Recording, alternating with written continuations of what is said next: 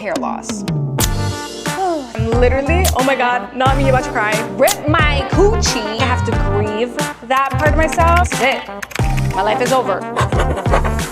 It feels like I just gave birth a few months ago, but it almost has been 1 year. I have given birth to my daughter on April 13th, 2024, and we are now in March 2025. For the ones that follow me on Instagram, you guys have heard how amazing motherhood has been to me. But in this video, I'm gonna be telling you guys the unfiltered truth. I'm gonna tell you guys the real deal when it comes to postpartum. Ever since I became a mom, a whole new world opened up to me, and like, we need each other. We moms, oh my God, not me already getting emotional. I'm already about to cry. I wish I came across a video like this when I was early postpartum, and I'm literally, oh my God, not me about to cry. My daughter's staring at me like. But anyways, let's get straight to this video. I have my notes, you guys. Look how much. Have so much to say. Put your guys' little question. I'm taking this seriously. I'm really not gonna filter. I am gonna be so honest. I'm gonna be so transparent. We listen and we don't judge. I had a natural, unmedicated birth. That was not the plan. I can go into details with a separate YouTube video. The worst part about labor was the pain, and the best part was the epidural. I'ma just keep it real. God bless science. Did I tear? I remember it was time to push. I was laying on my back. The doctor was like, push. I was already 40 hours in labor, so I was giving my all. I want this baby out of me. So I'm like, ugh. And then out of nowhere, the doctor's like, stop pushing. So then I stop. And then she keeps telling me to stop pushing. She's like, no, stop. And I'm like, I'm not pushing anymore. I hear her telling the nurses, her hand. Just looking like something is happening. And obviously I have an epidural, I don't feel anything. And before I even had the chance to ask any questions, my daughter just came out of me. Basically what happened is that my daughter moved her hand, ripped my coochie. That was her entrance. She had quite an entry. The best way I can describe recovery is you trying so hard to not have your vagina fall off your body. Every time I got up, I felt like my whole uterus was gonna leave my body. Anything regarding going to the bathroom was the scariest thing ever. Like, I never thought I'd be so terrified to take a poop in my life. And even imagine the moms that get pregnant like 3 months postpartum. Like, you guys are freaky and you guys are to be feared. Aren't you traumatized? I was traumatized. Like, I was actually scared that like I would never want to do boom boom again, but everything is fine. She is back in business. She's perfect. Everything is great. Everything works beautifully. Everything goes back to normal, okay? My breastfeeding journey in the beginning was really hard. The way baby girl latched, it just really hurt. For me, I just knew that I wanted to have this breastfeeding as a part of my journey and not want to give my baby formula. So that wasn't even an option for me. Obviously, if I had to, I would, because a fed baby is a happy baby. Baby girl's weight dropped a lot after giving birth, and that really terrified me. Doctor was like, if she doesn't have her weight up by the end of this week, you're gonna have to put your baby on formula. And I was like, oh my God. I was eating the lactation cookies, I was drinking water, I was feeding baby constantly. I then started pumping, and within that week, like, baby girl gained so much weight. I was putting in the work, okay? I can make a whole YouTube video when it comes to breastfeeding because I am still breastfeeding. I have been exclusively breastfeeding for almost a year now. I have never given baby girl formula. So hair loss. This one is very touchy to me. If I'm not feeling cute with my hair, I will fall into a depression. I know it's dramatic. Hair depression is a thing. Even hurts my soul a little bit looking at videos and photos of my hair when I was pregnant. I feel like I have to grieve that part of myself. It kind of hurts looking at them. I started really stressing out about how much hair I'm losing, so I decided to do braids. So I don't have to brush my hair and think about the hair loss. I actually really regret it because when I took off my braids, I did the stupidest thing by forgetting to brush my hair before washing it. If you have hair texture like me and your hair is tangled and you apply shampoo, a disaster is about to happen. I literally thought I had to shave my whole head off. I was like, great. Now I'm gonna be bald because I had knots in my hair. I couldn't tangle it off with a brush. I lost half of my hair that night. I took a trash bag, filled the whole bag with hair, my hair. Not even the braiding hair, my hair. I was just like, I'm doomed. This is it. This is it. My life is over. But honestly, what helped me was talking to other friends who had babies.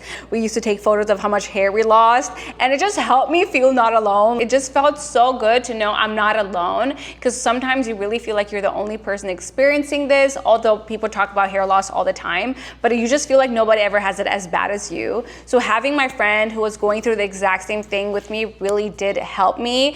You know, turn up the volume, please. I got so many questions regarding my body postpartum, regarding my fitness routine. Of course, my body changed. Every woman who gives birth, their body is going to change. Period. I just want to say everybody's journey is very different. Some moms literally only takes like 2 weeks for them to like snap back. In some moms, it takes 2 years. Like, it really is so personal, and you should not compare your journey to somebody else, because everybody is different. Everybody is different. Living in a world with social media and being bombarded with endless people to compare yourself with, I just want you guys to hear it from me.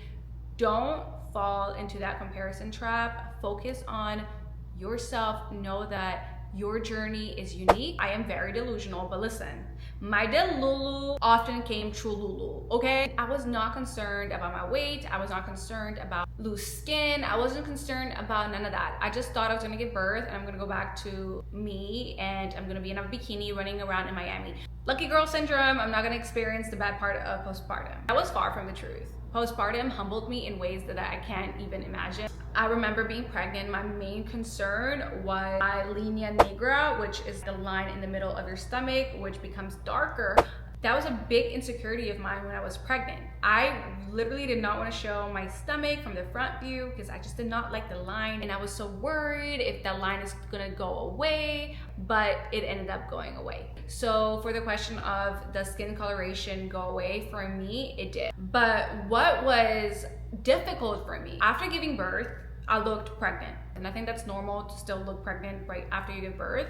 But then a month passed by and I still looked pregnant. And then 2 months passed by and I still weighed the same that I weighed when I just gave birth. I'm like, oh my God, is this the new norm? Is my body just gonna look like this? Am I ever gonna go back to me?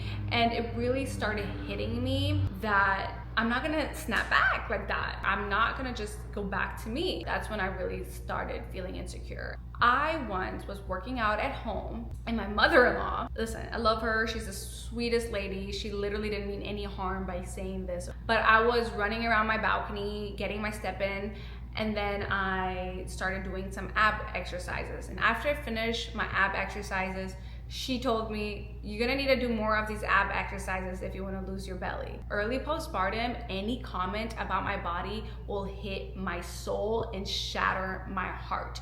I felt so insecure. I felt like, oh my gosh, everybody noticed that I am big and I have this stomach. The pressure was too much for me. Another incident that I will never forget was right after me coming from the hospital. My friend came over and I remember she touched my stomach and she was like, oh, so crazy how you still have a belly.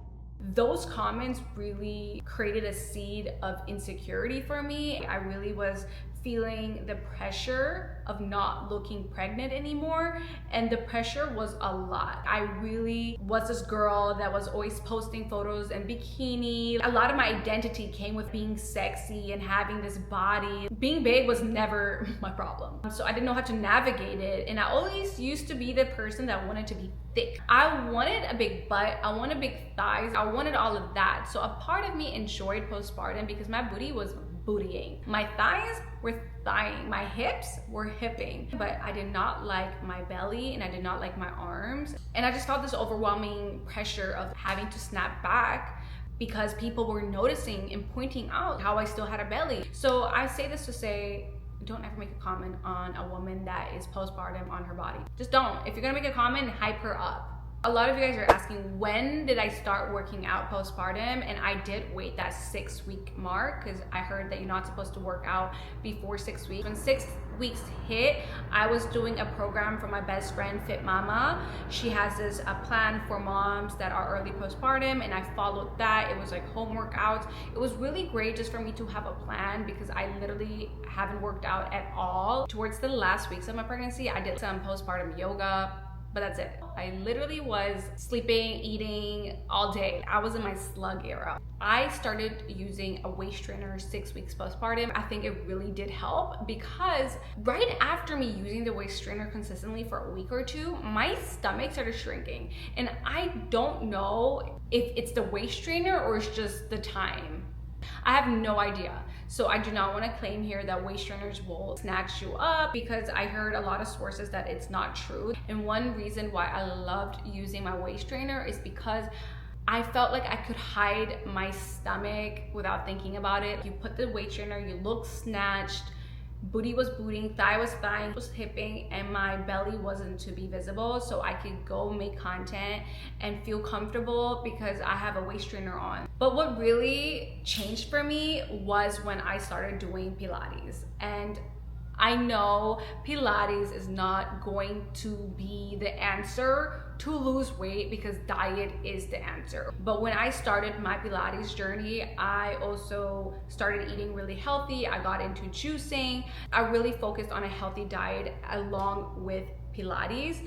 So my physical therapist at the time, she recommended Pilates because exercises that are good for postpartum. If I book the class, I'm gonna go, because the late fees are expensive, the cancellation fees are expensive. You just follow what the instructor is telling you. And then there's people in the class that will inspire and motivate you to not give up, because people next to me, they weren't taking breaks, so I'm not gonna take a break. So I really showed up to the class giving my all every single time, and I did that for 2 to 4 times a week. And honestly, me doing that for a month or 2 months, I already started seeing results. Me and my husband, we created a challenge. We're gonna give each other 6 weeks, and whoever loses the 10 pounds first wins. I did not believe that my Pilates journey was gonna beat him, but it did. And I honestly recommend having a partner that's gonna hold you accountable, whether it's a friend, your husband, whatever. Having somebody that is going to take the challenge with you when it comes to your fitness journey really makes a big difference. I'm really proud of where my body's at today. I feel like I have really transformed my body and got my snapback. I also want to just keep it real. Yes, I lost the weight and all this stuff, but there's other things that only surgery will be able to fix. What I learned when it comes to postpartum is that I personally will never get my body pre-pregnancy back, and that is okay. I can't be looking back. I just have to appreciate what my body has done. It created a beautiful little girl that I adore so much. So there's no need for me to grieve this old body that I had when this body was able to give me the most amazing, beautiful thing in my life, and just giving myself grace. But I do just want to remind you guys that it is completely normal to not feel 100% like yourself again. I am thinking of creating a mom glow up series or a glow up mom diaries, where I just share with you guys the things that I'm doing, what I'm eating, what I'm cooking, my routines, my habits, just things that are gonna help me become a better version of myself mentally, physically, and emotionally. Because honestly, postpartum is such an amazing opportunity to completely reinvent yourself and to have that glow up like never before. Let's talk about the last topic of this video. I specifically saved this topic for last because I really wanted to get all my laughs and giggles out of the way before I talked about the subject. Postpartum depression can literally ruin families. It affects everybody around the mom. It is really such a serious subject, so I do not take the subject lightly at all. Let me first dive into postpartum anxiety, because that is something I have struggled with a lot, and I know a lot of moms have struggled with it too. I already started becoming very anxious when I was pregnant. I also got really bad OCD. I just had to have everything perfect or else I'm gonna lose my shit. I remember me telling my husband after giving birth that I do not want to have anybody in this house for at least 2 weeks after giving birth, because the idea of having anybody around my baby was just terrifying to me. I didn't want to be around anybody, and when I'm anxious, I just don't like being around people. I honestly feel like 2 weeks was way too little. Next time I have a baby, nobody's seeing me for at least a month. I will never forget the first night that baby girl slept in our home. She was sleeping for 4 hours straight, and I should be sleeping, right? They say sleep when the baby sleeps. It was past midnight. I didn't sleep. I was so anxious that something would happen that I stayed awake watching baby girl sleep. If I heard the slightest thing in the middle of the night, I got up. I was literally always on alert, and my mind never rests. I could be walking down the stairs and I think, oh my God, what happens if I fall and we both just unalive? Or I'm walking in my balcony. What happens if I just fall? I literally think the worst case scenario, even if she's not directly with me, I'm just thinking constantly of the worst thing that could happen. And obviously that's biological, because we as moms, we are trying to prepare ourselves for the worst case scenario, so we know how to protect our baby. So it's completely natural to feel anxiety. It serves a purpose, but it's a lot and it can really affect your mental health. I am really grateful that it calmed down. I no longer have that intense of an anxiety. I still have a lot of intrusive thoughts that will never go away. When it comes to depression, I have an idea of what postpartum depression can feel like, because there has been days where I felt really sad. I felt extremely overwhelmed, especially when it comes to my body, when it came to hair loss, also just when it came to early postpartum, dealing with that overwhelming amount of anxiety and not leaving the house. Major reason why I didn't have postpartum depression is because of my support system. It's because I was able to go work out and have some time to take care of myself. If we didn't move forward with hiring a nanny, I would have fallen into a depression. You already changed so much as a person, and yes, motherhood is a beautiful thing. It's the best thing that ever has happened to me. But sometimes when there's too much of a change and you don't find the time for yourself and to get to know yourself again, you can end up falling into this rut. And if you don't get yourself out of it, that could lead into depression, especially when you're sleep deprived, especially if you're not eating correctly. I remember me struggling with mom guilt when it came to hiring a nanny. I'm having this stranger come into our homes and take care of my child. I was literally feeling so guilty for just having a nanny 4 hours a day, 5 times a week, which is honestly not even that much. All the rest of the time, it's me with my baby. So I'm really grateful that we found a good, trustworthy nanny and somebody that I can see as family, because that is so important. Welcoming somebody into your home that takes care of your children, that you trust. And that was one of my biggest fears of having this nightmare nanny story. But I am just really happy that I went forward and said, you know what, no, I need help. I am not going to pretend like I don't. You have to be selfish, because you have to be able to have enough to give. Everything that I was doing was actually for my baby. And it may sound like, what do you mean? You were doing all these things for you. How are you doing that for your baby? It's because my baby, she needs the best mom. She needs the best version of me. And the best version of me is when I actually take care of myself. So I had to put me first so that I can put my baby first. I had to make sure that I'm having my body be healthy. I had to make sure that I'm eating right, not that I'm eating some fast food or some unhealthy food because I'm burned out and I just need something to eat. When they say it takes a village to raise kids, they truly do mean it.